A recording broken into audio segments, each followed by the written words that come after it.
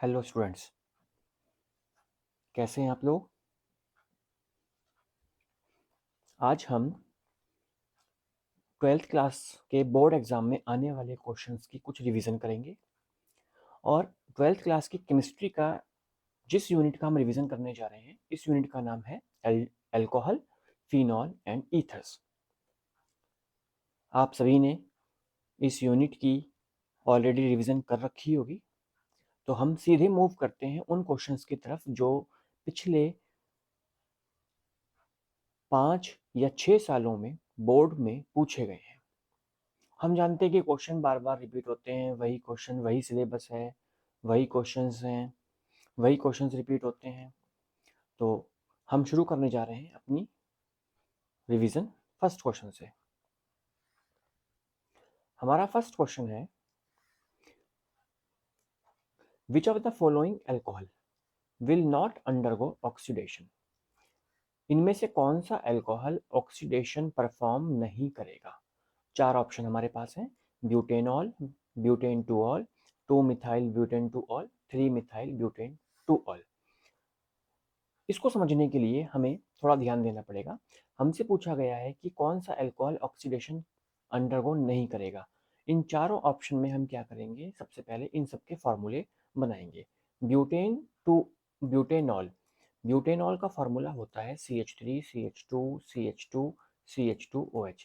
Butanol एक alcohol है containing 4 carbon atom. Butane two all, butane two all का meaning हुआ कि 4 कार्बन के 4 कार्बन का अल्कोहल जिसमें अल्कोहल ग्रुप सेकंड पोजीशन पर अटैच हो। 2 methyl butane two ol, 2 methyl butane two ol होता है 2 मिथाइल, यानी सेकंड कार्बन पर मिथाइल ग्रुप लगा हुआ है। ब्यूटेन टू ऑल मतलब सेकंड पे ही अल्कोहल ग्रुप लगा हुआ है, CH2CH3। Okay, then 3 methyl butane two ol, 3 methyl butane two ol. Okay, अब हमसे पूछा गया कि इनमें से कौन ऑक्सीडेशन अंडरगो नहीं करेगा। ऑक्सीडेशन कौन नहीं करता है, याद रखना है कि प्राइमरी अल्कोहल्स जो होते हैं, primary alcohols, primary alcohol oxidise होने पर एल्डिहाइड्स बनाते हैं। सेकेंडरी अल्कोहल ऑक्सीडाइज करने पर कीटोन्स बनाते हैं। बट टर्शरी अल्कोहल्स का ऑक्सीडेशन नहीं होता, नो ऑक्सीडेशन। टर्शरी अल्कोहल्स का ऑक्सीडेशन नहीं होता। तो हमें इन चारों ऑप्शन में ये फाइंड आउट करना है कि इन चारों में टर्शरी अल्कोहल कौन सा है। ये है टर्शरी अल्कोहल। इस कार्बन को देखिए, इस कार्बन पर जिस पर OH ग्रुप अटैच है, इस कार्बन पर डायरेक्टली 3 कार्बन एटम अटैच हो रहे हैं, 1 2 एंड 3। तो ये वाला कंपाउंड हमारा टर्शरी अल्कोहल है। So correct answer will be 2 methyl butane two ol, that is option C. Okay, now now we are moving towards the next question. Second question, second problem हम discuss करते हैं। The product form in the reaction. इस reaction को ध्यान से देखिए। ये एक साइक्लोहेक्सेन का रिंग है जिसमें एक कीटोन ग्रुप प्रेजेंट है और COO C2H5 हम जानते हैं जो कि एक एस्टर ग्रुप है, और इसको रिएक्ट किया जा रहा है सोडियम बोरोहाइड्राइड NaBH4 की प्रेजेंस में। NaBH4, NaBH4 एक सेलेक्टिव रिड्यूसिंग एजेंट होता है। सेलेक्टिव रिड्यूसिंग एजेंट NaBH4 क्या काम करता है, इसका क्या फंक्शन है, ये कीटोन ग्रुप को अल्कोहल में ऑक्सीडाइज कर देता है without disturbing the ester. Ester को ये रिड्यूस नहीं कर सकता, ये कीटोन ग्रुप को रिड्यूस कर सकता है। कीटोन ग्रुप, कोई भी कीटोन ग्रुप होगा तो ये उसको रिड्यूस करके अल्कोहल में कन्वर्ट कर देगा। सो अब यहाँ देखिए कि ऐसा कौन सा ऑप्शन है जिनमें ये कीटोन ग्रुप OH में कन्वर्ट हो गया और एस्टर को डिस्टर्ब नहीं किया। That is option A. Option A is the correct answer. Okay, next third question पे हम मूव करते हैं। थर्ड क्वेश्चन क्या है? थर्ड क्वेश्चन कहता है aspirin is obtain by the acetylation of which of the following compound. इनमें से कौन से कंपाउंड के एसिटाइलेशन के बाद एस्पिरिन बनता है? एस्पिरिन, एस्पिरिन हम जानते हैं एस्पिरिन क्या होता है। एस्पिरिन, एस्पिरिन का IUPAC नेम है 2-एसिटॉक्सी बेंजोइक एसिड। एस्पिरिन में OCOCH3 ग्रुप और यहाँ पर होता है COOH ग्रुप। ये होता है एस्पिरिन। एस्पिरिन जो कि एक एनाल्जेसिक मेडिसिन है, ये एक कार्डियोवैस्कुलर मेडिसिन की तरह भी यूज होती है और इसका IUPAC नेम होता है 2-एसिटॉक्सी बेंजोइक एसिड, या इसका एक नेम और भी है एसिटिल सैलिसिलिक एसिड। ओके, अब हमें ध्यान देना है कि ये किससे बनाया जाता है। एस्पिरिन को बनाने के लिए हमें एक ऐसे कंपाउंड की ज़रूरत होती है जिसमें OH ग्रुप और COOH ग्रुप प्रेजेंट होता है। We know that it is the salicylic acid. ये होता है सैलिसिलिक एसिड जिसको हम ऑर्थो हाइड्रोक्सी बेंजोइक एसिड भी कहते हैं। Ortho hydroxy benzoic acid.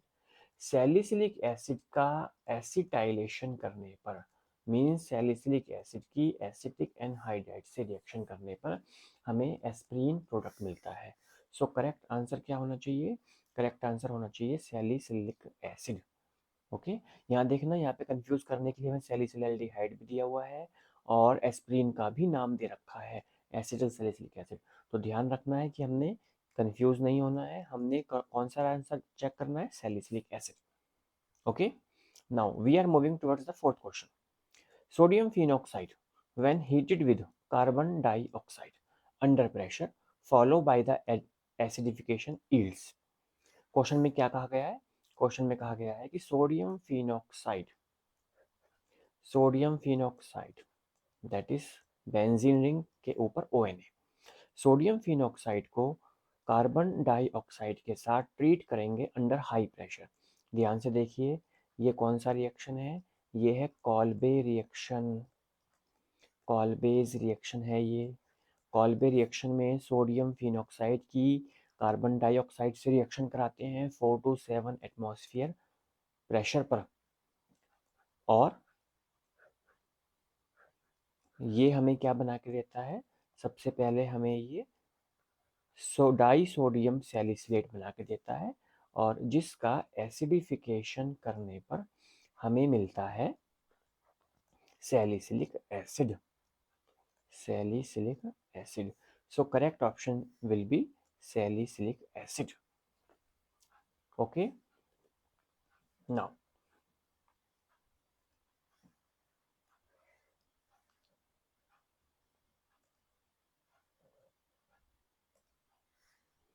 Question number 5 पे मूव करते हैं।